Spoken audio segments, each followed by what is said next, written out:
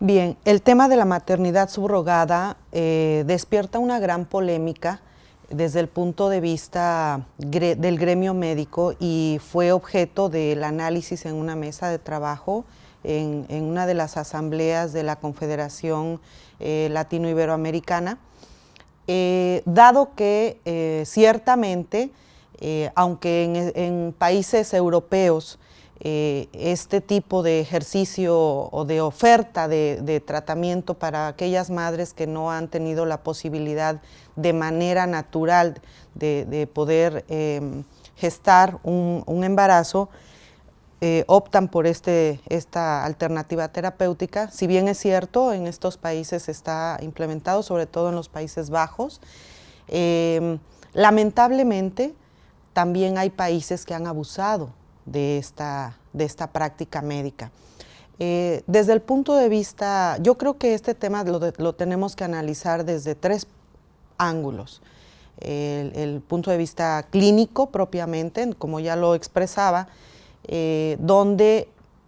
como personal médico estamos obligados a que a nuestros pacientes debemos de ofrecer las alternativas terapéuticas que existen cuando se han agotado todos los recursos que pudieran ofrecérsele a cada caso en particular. Y obviamente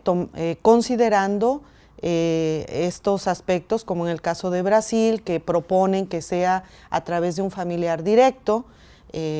para de alguna manera garantizar la consanguineidad, garantizar un poco el desprendimiento afectivo que se tiene en el binomio. Sin embargo, no debemos de dejar de lado el aspecto legal,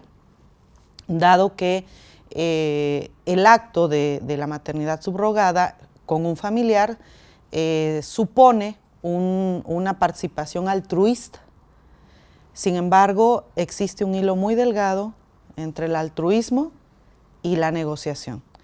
como es el caso de países como la India, en donde incluso existen tabuladores de costos dependiendo del tipo de servicio que se requiera. Estados Unidos, que son países que promueven la maternidad subrogada, en donde el tema del altruismo pues, se ha olvidado. Y finalmente el punto de vista de bioético, que considero que es el meollo del asunto, porque realmente la mujer que aspira a ser madre busca la forma de lograr este objetivo y a lo mejor lo vemos desde un punto de vista personal, sin considerar que el embarazo implica a un binomio, y el binomio es también el bebé, ese niño que va a crecer en el vientre de una mujer que lo enlaza directamente a ella, y que en el momento en que este niño se convierta en un ciudadano, su entorno va a ser diferente. Por lo tanto, el crecimiento de este niño ya tiene un aspecto patológico diferente también. Por lo tanto, es importante considerar estos tres aspectos que particularmente yo hablo específicamente de mi país, de México, en donde dentro de los 32 estados que tenemos hay un estado, Tabasco, que promueve la maternidad subrogada desde un punto de vista altruista, porque así está autorizado, regido bajo el Código Civil de nuestra nación, y esto ha condicionado que vayan extranjeros, particularmente de Estados Unidos, a solicitar este servicio por la reducción de costos. Entonces, se pierde la mística de este tratamiento y se vuelve en una negociación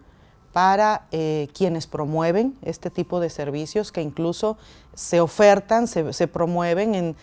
a nivel de las redes sociales como parte de una oferta de un servicio que dista mucho de ser altruista. Bueno, en este tema también la Confederación Latino-Iberoamericana tomó una posición en un documento que también es bastante claro y que yo creo que deja claro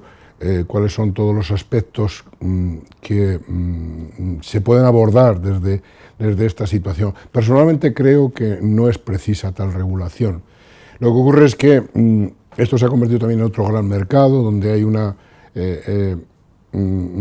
hay parejas que pretenden tener hijos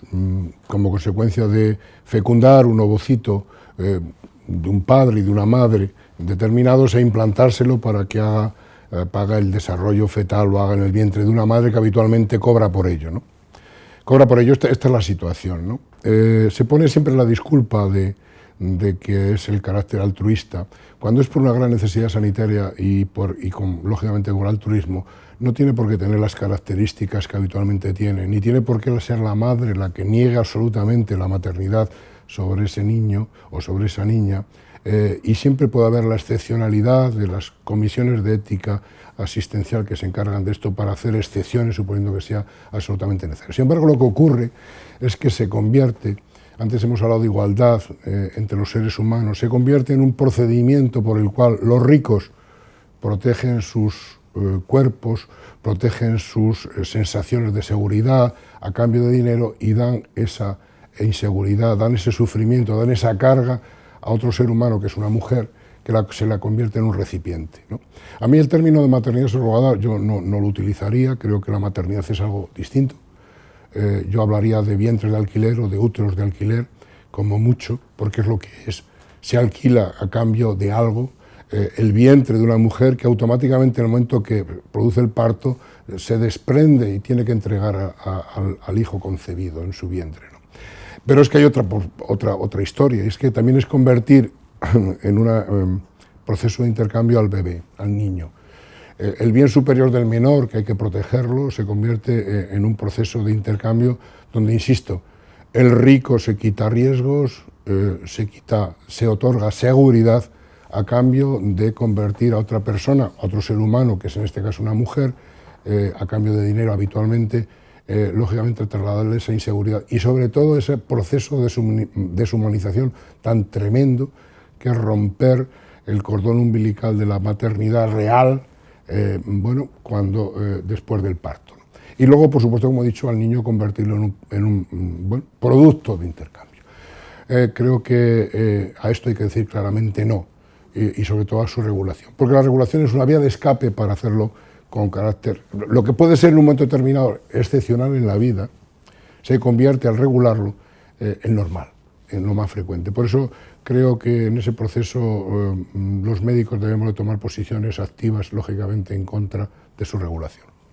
Sí, y otro de los puntos que yo creo que debemos también enfatizar es de que el panorama que estamos presentando es de un matrimonio entre un hombre y una mujer, pero bueno, el tejido social actualmente faculta a que una pareja del mismo sexo puedan tener estas posibilidades, lo cual complica aún más la situación porque pongo un ejemplo del caso de un matrimonio gay francés que acude a la India para solicitar este servicio. Francia no autoriza, no tiene legalizada esta práctica. Acuden los padres de este menor a solicitar el registro como ciudadano francés y Francia, la corte francesa se los niega. Y se los niega por algo tan sencillo como es que elige únicamente a un padre como el progenitor, pero el otro debe de asumir el rol de padre adoptivo y entran en conflicto porque ambos quieren asumir la paternidad legal. O sea que el problema lo plantean los supuestos padres, no concomitantes. Así es. Entonces, esa es una situación complicada, aunado a que, por ejemplo, otro caso podría ser cuando durante el embarazo resulta que son gemelos y alguno de ellos, o incluso el mismo, siendo un solo producto, un solo bebé, resulta con algún problema congénito, los padres no lo aceptan y entonces ese bebé queda en estado de indefensión. Tus ejemplos simplemente hacen que confirmar que convierten al bebé en un producto más de comercio, y lo que yo creo que hay que aclarar que el derecho a ser padres es absolutamente, perdón, el deseo de ser padres de cualquiera es absolutamente legítimo, pero no es un derecho, no es un derecho, es un deseo, y el deseo no otorga derechos, y sobre todo cuando se pone a cambio de ganar algo, una parte, se deteriora, se desprecia la dignidad de otra parte, ¿no? Que este es el tema, ¿no?